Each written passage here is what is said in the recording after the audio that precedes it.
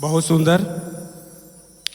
चली हम महेश परदेसी पूरा भोजपुरी समाज के हाँ जी दिल से नमस्कार करतनी।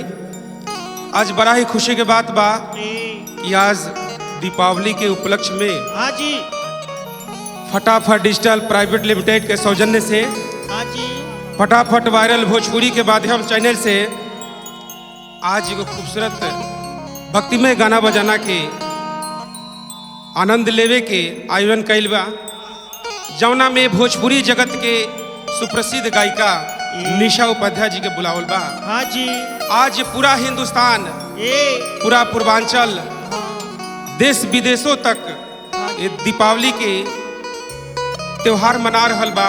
हाँ हाँ घर घर में दिया जल रहल बा। हाँ लक्ष्मी जी, गणेश जी, माई सरस्वती, समस्त देवी देवता के पूजा हो रहल बा।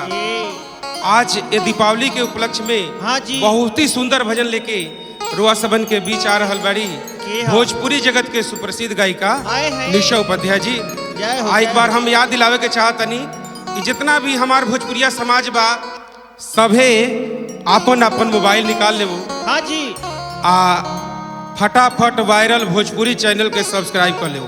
हाँ हाँ जरूरी बात। कमेंट बॉक्स में अच्छा गाना सुनने के आदेश कर देवो। ये गाना कैसा लागता हाँ ये भी रिपोर्ट देवे। हाँ जी आज शेयर करे, कमेंट करे, आई फटाफट वायरल भोजपुरी के हाँ जी। जहाँ तक होके वजह तक पहुँचावे। अभी फटाफट वायरल भोजपुरी चैनल भोजपुरी के दुनिया में आ चुकल बा। हाँ। रुआ सबन अपन प्यार दुलार आशीर्वाद दी। हम चाहतनी कि अब निशा उपाध्याय जी के आगमन होके आ माई लक्ष्मी जी के एगो सुंदर भजन होके एगो जोरदार जयकारा के साथ वो लक्ष्मी माता की जय हो।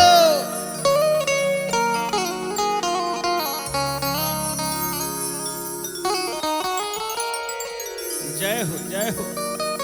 आप सभी तमाम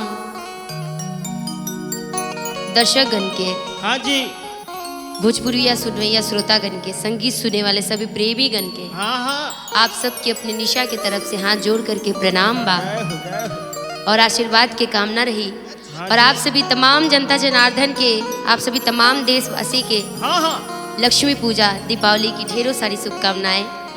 और आप सबके बीच में बहुत ही प्यारा एगो भजन लक्ष्मी जी के लेकर के आइल बनी, जेकर राइटर महेश परदेसी जी बनी और हमार पूरा musical team RBM musical team के और फटाफट वायरल भोजपुरी के मालिक आदरणीय केसी चौधरी जी, सोनू सर जी हाँ जी और उहे सबसे प्यार करे वाला राघवेंद्र प्रताप सिंह जी। सही बात। तो आप सभी तमाम जितना भी देशवासी बानी, आप सभी तमाम जनता जनार्दन के बीच में एक लक्ष्मी जी के लक्ष्मी पूजा के अवसर पे, दीपावली के अवसर पे एक लक्ष्मी माँ के गाना प्रस्तुत करे जा रहल बानी।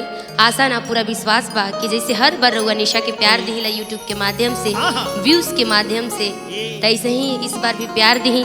कमेंट जरूर करब कि रउआ कैसन लागल। और राजू बाबा कहे के बा कैसे कहे के बा हो। कि करब हम सुनए सजाना जी आ लक्ष्मी जी के पूजनवा। जय हो जय हो। एक औरतिया हिया हाँ जे कि दीपावली पर अपना पति से कहतिया कहाँ कहत तारी हो। कि सुनी ना पति जी, सुनाई ना। कि माता रानी के कृपा से ए हमनी सबके शादी विवाह भइल, हाँ जी सुखी संपन्न पूरा परिवार चलता। 5-7 गो लड़को भैया सब। हम चाहतनी कि माई लक्ष्मी के कृपा ऐसे ही बनल रहे हमनी सबके परिवार पर, हाँ जी ऐसे ही खुशहाल रहे। हाँ तब के चाहतनी कि हम धूमधाम से मैया लक्ष्मी के पूजा करी, दीपावली के ए अवसर पे दीप जलाई। और औरतिया का कहतिया ही रंजन जी का कहतिया हो। कि करब हम आ सुनए बलम जी आ लक्ष्मी जी के पूजनवा। करब हम सुनए बलम जी लक्ष्मी जी के पूजनवा। ए करब हम सुनए सजन जी लक्ष्मी जी के पूजनवा। करब हम सुनए सजन जी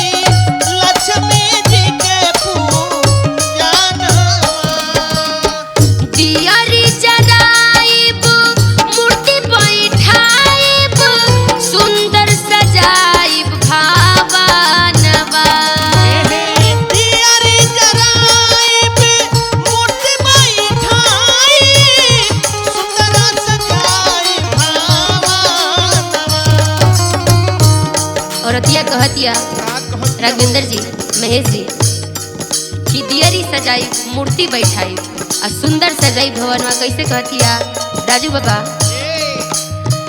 दियरी जराइब मूर्ति बैठाइब सुंदर सजाइब भावनवा अरे करब हम सुनए सजन जी लक्ष्मी जी के पूजनवा करब हम सुनए सजन जी लक्ष्मी जी के पूजनवा जय हो सब कोई झूमते हुए बहुत अच्छा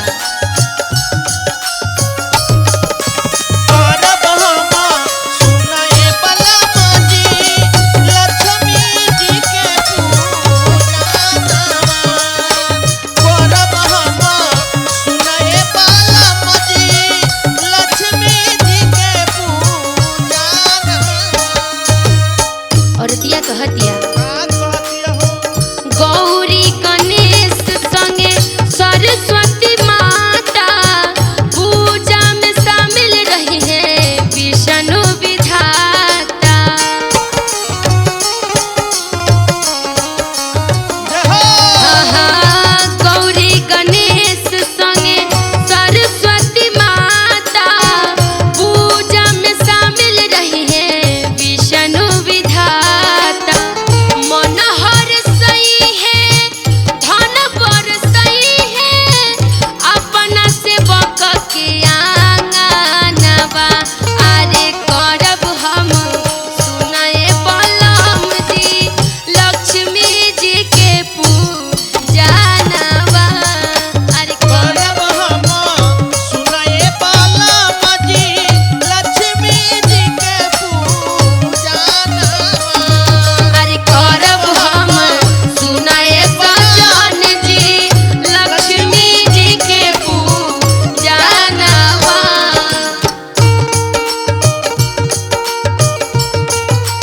हे माँ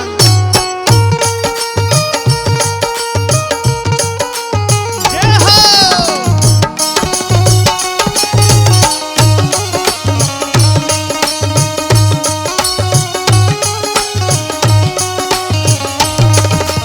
करब हम सुनए बलमा जी लक्ष्मी जी के पूजनवा करब हम सुनए बलमा जी लक्ष्मी जी के पूजनवा श्रद्धा से सोमा नाई भम दिवाली होई सुख शांति के घर में बहाली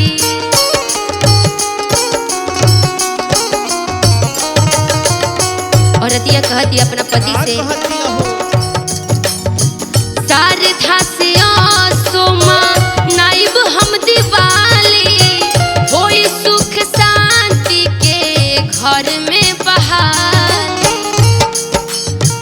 महेश भगतवा निशा के साथवा झूमी झूमी गई है भाजनवा अरे करब हम सुनए बलम जी लक्ष्मी जी के पूजनवा अरे करब हम सुनए बलमा जी लक्ष्मी जी के पूजनवा करब हम सुनए बलम जी लक्ष्मी जी के पूजनवा अरे करब हम सुनए बलमा जी बहुत अच्छा। लक्ष्मी जी के पूजनवा अरे करब हम सुनए बलम जी लक्ष्मी जी के पूजनवा कि करब हम सुनए सजन जी आ लक्ष्मी जी के पूजनवा जय हो लक्ष्मी मैया। जय हो जय हो।